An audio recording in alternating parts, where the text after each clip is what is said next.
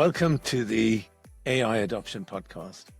I'm your host, Professor Ashley Braganza, and it delights me to welcome Konrad Shek from the Advertising Association to this episode. Konrad is the Public Policy and Regulations Director at the Advertising Association, where he spearheads all AI, digital technologies, and data privacy initiatives. He also oversees the association's EU affairs work. Konrad is the Vice Chair of the Executive Committee of the European Advertising Standards Alliance.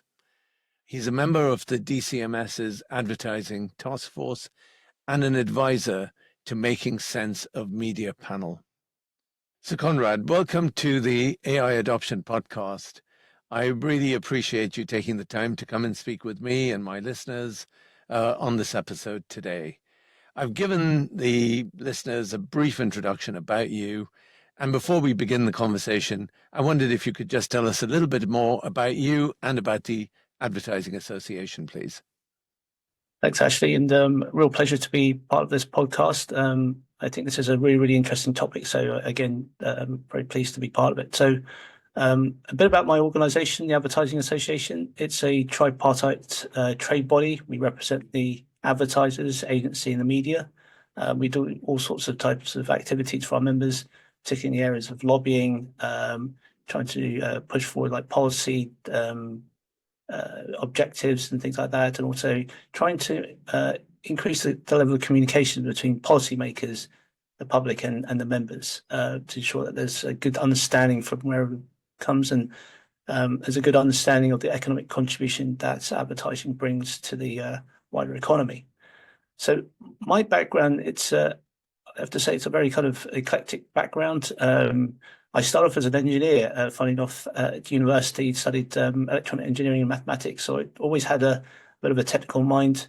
Naturally went into the IT industry for about 5 years, decided then to change careers and join the civil service. So I was with the civil service for around 9 years, got into the policy space, subsequently left, joined a multinational, got involved in government affairs, government policy and things like that, and then subsequently at the Advertising Association. Now, I don't have an advertising background per se, quite new to the industry, but it's a really, really interesting, fascinating industry because it actually covers a huge number of areas. And because I actually lead on digital data and AI policy, I'm looking at the intersection of other things such as like data protection, online safety, and of course AI, and hence getting deeper and deeper into this, deeper into the intersection between technology and public policy is pretty much how it kind of got me into looking at AI and what effect this has on the advertising industry and what changes that might bring about, the kind of interests from policymakers too. Great. Thank you for that, Konrad. And in fact, it's on that very note I'd like to start. I mean, from your perspective, what changes are you seeing AI bringing about to the advertising industry? So one thing the advertising practitioners will always say is that AI has been within the industry for quite a long time, which is true because it's been in analytics, particularly in the area of personalization, recommendation engines.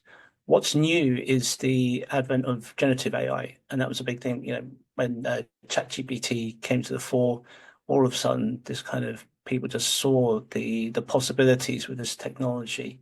I think what we're seeing now these days are people are looking at generative AI, particularly like diffusion models, large language models, and then seeing how that can optimize and increase productivity and efficiencies within what they're doing. So if you imagine, and this is a great case study, in fact, apologize if I get this name wrong, but it's Shah Rupert Khan, who's a very famous Bollywood actor in India, and he had a campaign with Cadbury's, and this was developed by Ogilvy, and he was able. They basically used machine learning to capture his voice and his image, and local store owners were able to just put in the name of their store, and then have this customized video of him welcoming customers to their store. which is a brilliant thing and a great thing, which uh, gathered a lot of interest on there. And it seemed like this superstar A-list Bollywood actor had filmed this segment specifically for that store. And apparently there was tens of thousands of stores that were involved in this. And of course, for one person to film that many of iterations of that video is impossible. And that's the beauty of AI and these things there. So where we've seen this changing, I think campaigns like that, also in the ideation process. So imagine where the advertising agencies are going to clients and they've come up with some particular ideas. They can quickly just use the computer to generate an idea to give to basically increase this understanding with the client instead of going away, coming back 3 weeks later with a full storyboard. They can actually nail down a lot of those requirements early on, and then come back with the storyboard. And there's also some interesting uses where, for instance, and this is something which I never really kind of thought about, but updating product descriptions. Say, for instance, um, if you're a retailer and you've got a lot of products on Amazon or something, and you've got, I don't know, tens of thousands of SKUs that need to be updated. Again, that's something which AI can help and update these things. Well, it's interesting that you should mention that particular actor. He is a big star, Mr. Shah Rukh Khan, and it will be interesting to see if he has a view on AI and how he is part of this emerging story. Um, what do you see companies, particularly advertising companies, doing to benefit from AI opportunities, Conrad? Well, I think it's this idea that you can do more with less, and Mm, it's not necessary to say cutting staff or anything, but I think it's just trying to improve that overall productivity of people. So, for instance, there may be a lot of things. If you wanted to create a video, um, you can now do that via text to video instead of having to fly a whole load of actors to a location. So in some respects, you also got this carbon saving. You're not having to send people on location to go and film these things. Um, but you can do this really, really quickly as well. So there's a lot of time which you can do these really so much quicker than ever before. I think this concepts of like changing backgrounds. You can use AI. So for instance, things like Adobe Firefly. So if you want to quickly change the background of something, you can do that very, very quickly. That's not to say that the traditional, like if you require actors to go and film something, that's not to say that replace that completely, because I don't think the technology's there. And also sometimes I think people do want the real thing, and maybe there's mm, some editing to that. So I do think it's not to say that AI is going to completely replace human beings, but I do think in terms of the editing, the process of the production and stuff, there's going to be a lot of shortening of that time frame to get things out from design phase out to production, and potentially on TV and newspapers or online media. And these are the key things there. But there's also a kind of business processes as well, where potentially if writing a proposal as well. I mean, you could also use, if you imagine you've got an LLM and you've created your own customized version of the mm. LLM. You've got some templates there, and you say, "Look, can you do this in this particular tone of voice?" It could be done really quickly. And I've seen some really interesting things, or heard like interesting uses of AI where people are using synthetic focus groups. Um, there's Wow. pros and cons of doing that. Of course, it's a lot cheaper assembling a synthetic focus group, and you can test a lot of these ideas before you could actually you create a human focus group. Synthetic focus groups aren't as good as not as messy as human focus groups, and sometimes you do want that messiness to keep spark some creative ideas. But sometimes it can be pretty good enough to give you some uh, good kind of seeds of actual inklings of thought where you want to go on things based on specific personas that you give these synthetic focus groups. Sure. I mean, it really is incredible what the technology can do, particularly when you talk about, the ease of changing backgrounds and the way in which certain business processes can be automated and streamlined. I just wondered if you could maybe reflect or give us your views on how you think this will play out in terms of kind of the next generation of advertising specialists. Because if you talk about something like putting a proposal together, then very often that was given to someone who was, dare I say, fairly, someone new, someone, perhaps who just joined the organization or just joined the industry to kind of learn to cut their teeth on putting a proposal together that they'd then take to someone who was more experienced, more senior, who would kind of put a red pen through half of it, and then they'd learn what needed to go into one of these proposals and how to kind of craft that proposal. How do you see that evolving? Where are the opportunities then for people who are coming into the sector? Yeah, I mean, this is a huge challenge because I think although it kind of the tools would make someone like me, an experienced person, a lot faster, quicker, and be able to do a lot more. There is a big question mark, and you're absolutely right, because junior staff that join workforces, they typically are trained on kind of mundane, repetitive things to build up the skills, the confidence in the workplace. So there is a big question mark, and this is a thing which I don't think it's necessarily unique to the advertising industry, but I think all sectors that are impacted by AI have to think about this. I also think, if we then draw the lines even further back, actually thinking about the kids who are going through the education system, how do Hmm. we train them into a future which uses this? And there's some interesting research I saw by some Microsoft researchers, and they were asking the question about whether the use of AI affects critical thinking. And it seems, I mean, there's not any kind of like concrete evidence either way at the moment, but there seems to be some evidence that it does affect. And when you think about it, of course, if I'm outsourcing all of my thinking to the AI, then I'm losing that particular skill. In the same way, for instance, we use calculators, and maybe there's a bit of a bad example, but we use calculators to do a lot of like quick mathematics, which pre-calculators, a lot of it was probably done in people's heads. Hmm. Now, there's an argument to say actually we're no longer using our time and mental bandwidth on to using on tasks like that, and therefore it should give us more time to do other things. But I think there's something to be said about critical thinking skills, that it's uniquely human. It's something that we ought to find a way to retain it, very much like a kind of muscle memory, if it were. Um, and I think there's this idea as well that you can just learn prompt engineering and therefore be ready for the workforce. Again, I think that's kind of mistaken.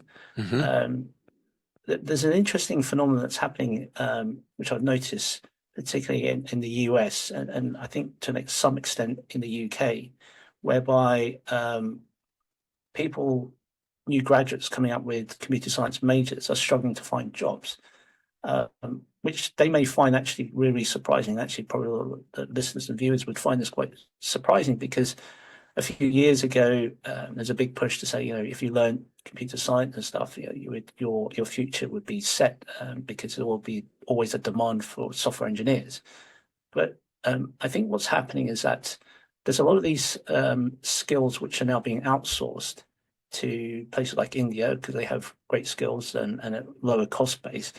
But there's also a preparation for these tools actually coding some of these things as well. So again, it's a really, really hard challenge to actually think about this because of where the industry is going. I don't really have a real answer for this because I think this is something where collectively government, industry, and even the public need to have a voice and actually start discussing these things because there are going to be winners and losers, unfortunately. I like the idea that everyone would come out there and actually will benefit from that, but I think it's quite hard to guarantee that. But I think this is where thinking about future skills, I think it would be a mistake just to go and put all your eggs and just say, I'm just going to learn prompt engineering and somehow that then guarantees me a job in the future. Yeah. But I think where I do see a future is actually more towards this complementarity of skills.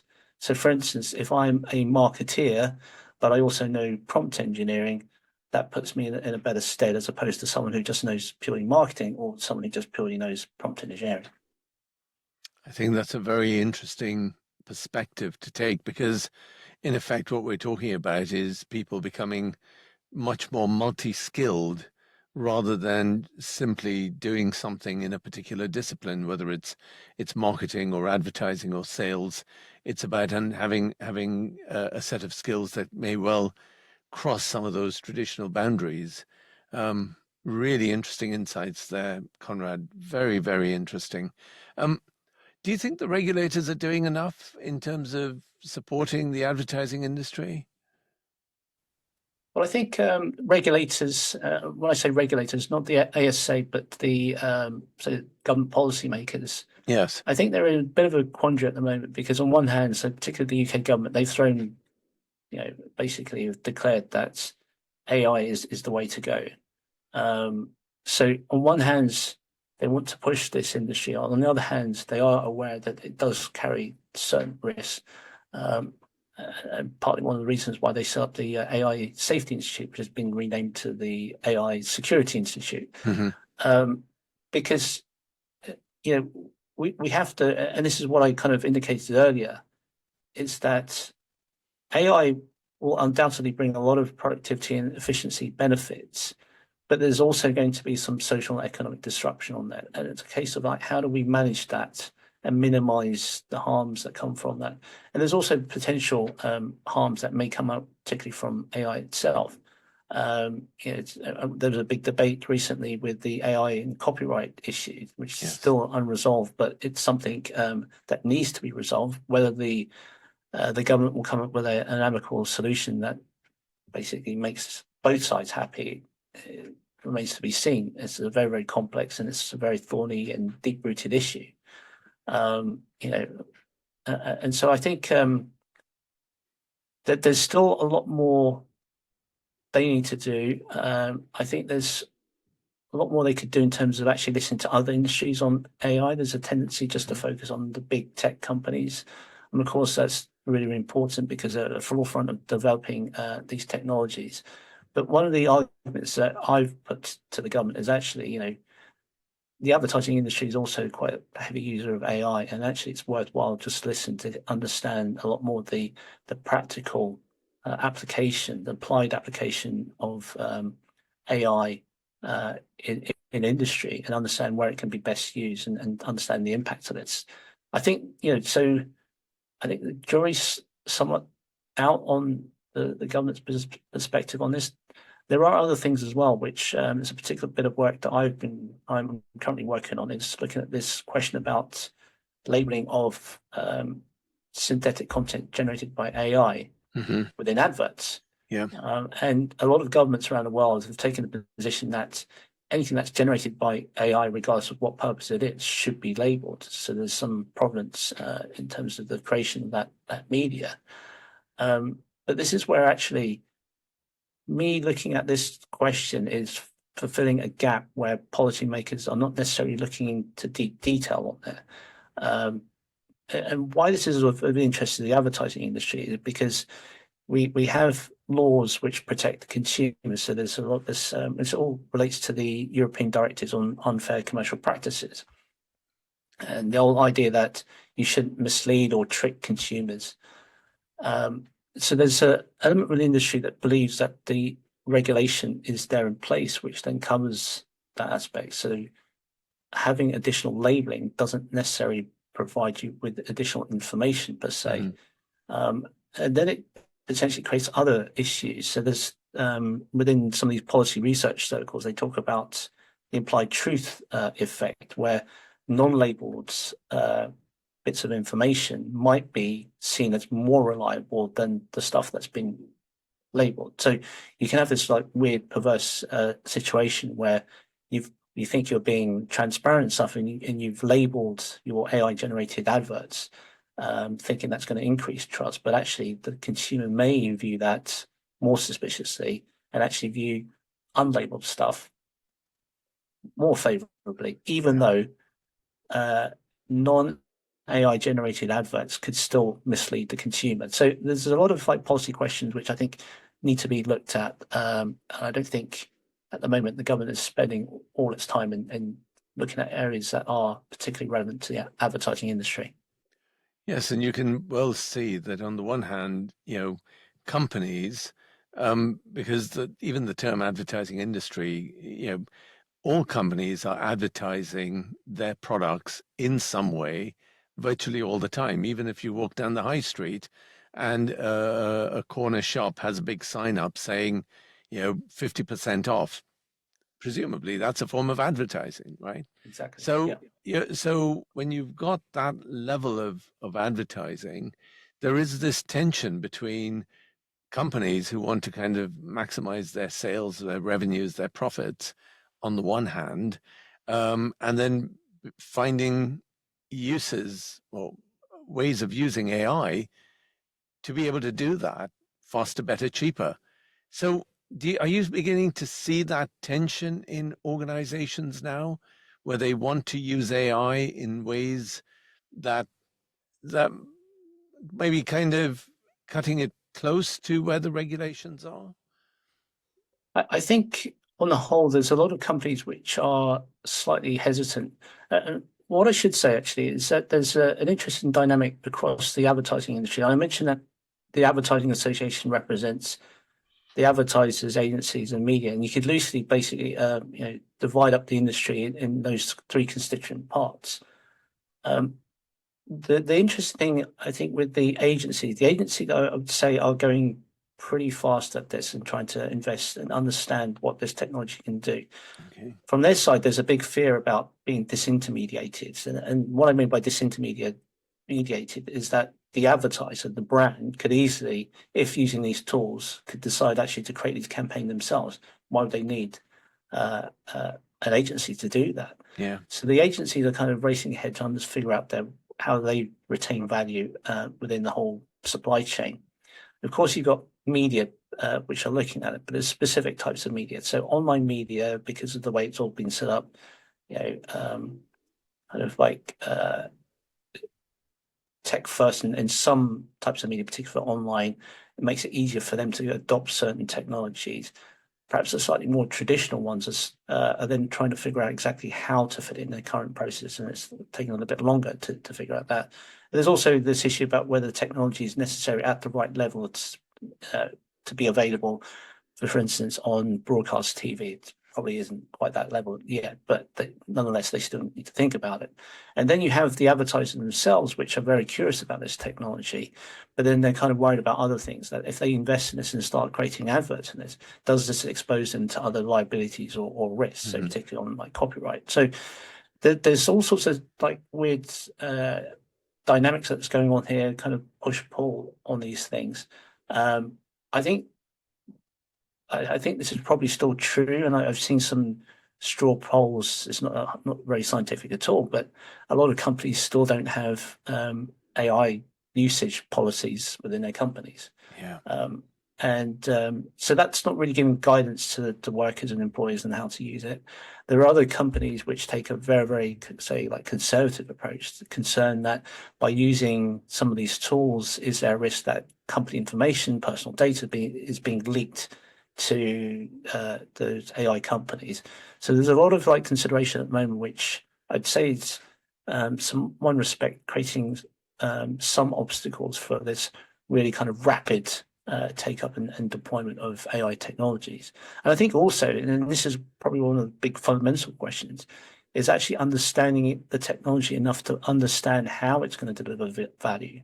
Um, you know, often there's a particular kind of adoption curve where, I think it's the hype cycle where the hype is so much higher, but it's only over time when people actually figure out how to then use and apply the technology effectively.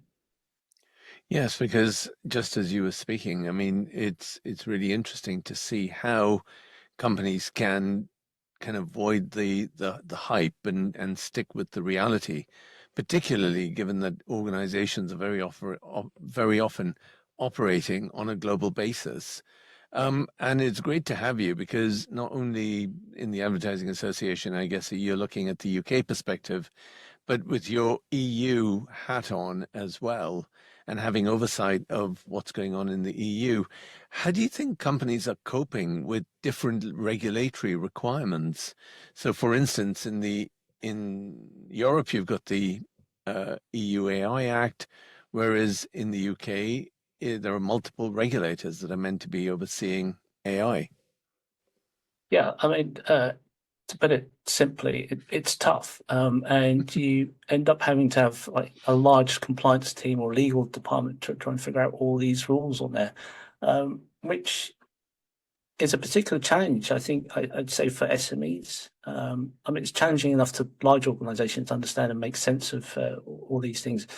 And it makes it worse if there are divergence between those rules. It's like, well, whose rules do you follow? And if not, then do you have to then create localized versions of whatever the product or the service that you're offering out there? So and particularly for the multinationals, they would like a single set of rules that they could just follow and just apply that globally, because then that would make their life easier. But unfortunately, life isn't that easy, and countries are very complex. So I think with the EU AI Act, and particularly with the UK's approach in it, it's very, very different approaches towards regulating AI. I'd say there's probably pros and cons on both approaches. I'm slightly more in favour towards the UK approach, partly because we don't know like the eventual capabilities of this technology and where exactly it will go. So from that sense, you do need flexibility in the law.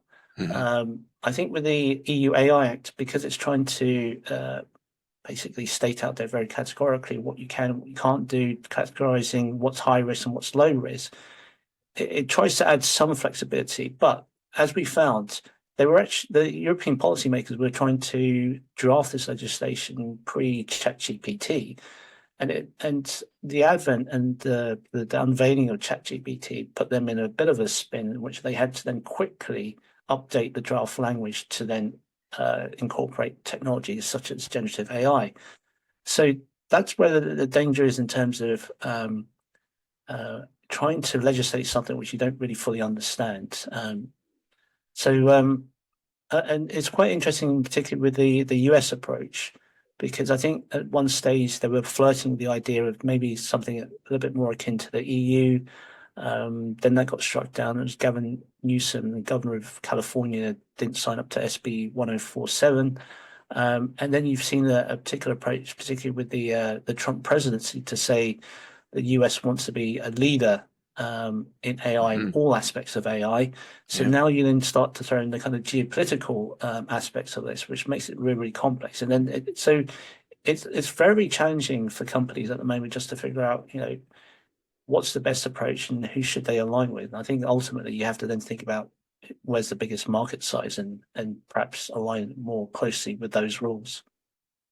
And you can see that, particularly in the AI space, the size of market and the size of the consumer market in particular will drive behaviors in organizations very quickly. Exactly. Which really brings me on to my next question, which is around consumers. So, Conrad, from the perspective of in your vantage point, how are consumers responding to the use of AI? Well, I think you can categorize consumers in different ways. Particularly, you have some consumers which are very tech savvy and early adopters, and I think they are generally positive about the technology. But there's also a category of consumers who are perhaps less tech au fait and comfortable with technology. These kind of technical developments can create concern and anxiety amongst people. And it's quite interesting. I recently saw the Edelman Trust Barometer. They put out an annual survey. Hmm. I saw the 2025 version there, and they noticed a particular pattern where people who are more unhappy with socioeconomic affairs, so if you're unhappy with the economy or like society in general, that seems to be linked and correlated with general distrust in AI. So at the moment, if we look at the state of politics, where there's a bit of a lurch towards the right and kind of anti-establishment populism and things like that, does that necessarily lead to a bit more of a a kind of negative response to AI, possibly. So I think it's really, really important to get the consumers onto that journey, explaining that. Hmm. I think there's a we need to put a huge effort and actually investment in media literacy so that people understand the technology. I think an example which I often quote is the idea about how LLMs, so large language models, the chat GPTs, etc., can hallucinate, and often because people have been brought up to understand or believe that the computer is always right, this makes people are surprised about this and then don't understand why this happens. But then understanding a bit more of the processing, so particularly on uh, neural networks and how they construct information, how they then say like the transformer process, which is the core technology behind the ChatGPT, how it assembles language based on probability and statistical means. You kind of then figure out actually you can understand why it comes out with this response, because fundamentally the large language model doesn't have real understanding or a concept what's true or false. So understanding a bit more of this then kind of I would say reduces or lowers that anxiety levels. Which kind of brings us back to your background, which was, I think you said your first degree was in part mathematics. So, given the use of math in AI, um, do you think there's a need for the wider public to have some understanding about statistics, statistical calculations? Uh, is there a need to get individuals to be able to really get under the skin of what's going on with AI? Well, I don't think there's necessarily a need to get into deep understanding of statistics, but just have a general understanding because there is a lot of misinformation and also Mm, misinformation about science. And another example I like to quote is that at schools we're told or explain how planes fly, and often the case that people explain it's because of the shape of the wing. But if that's true, then how does a plane fly upside down? Because if that was the case, it would go straight to the ground. Um, but, the reason why planes go up there is because of forward thrust, and that creates lift, et cetera, et cetera. But people have confused this Bernoulli effect, which I was talking about, the shape of the wing and how the air is passing over that, as the reason for why airplanes fly. And the reason I mention this is that we probably don't have enough critical thinking in our education system, or actually encourage kids to actually critically analyze the information they're getting. Often the case we are told that science is correct, but in reality, science is a model of the world, and that model evolves as our understanding of the universe and the physical world improves. So, like going back centuries ago, we all believed and determined it to be fact that the Earth was the center of the universe. Um, but then Copernicus told us it's not. We're rotating around the yes. sun, and the sun is somewhere within the Milky Way. Um, so I think that's really the key thing. It's always useful to have a basic understanding of say mathematics. Of course, coming from a numerical background, I would always say that. But I think generally it's a core skill that everyone should have, just as a general understanding, understanding of what when we see statistics being published on the news or politicians quoting statistics, that we have a basic understanding what this really means, Yeah. as opposed to accepting, okay, if say for instance that there is a 30% chance of raining, that doesn't mean it won't rain. There's still, let's say, 30% rain, but there's also 70% of it not raining. So understanding from those perspectives and really understanding the meaning which is being derived from those statistics. Yes. Yes, I fully agree.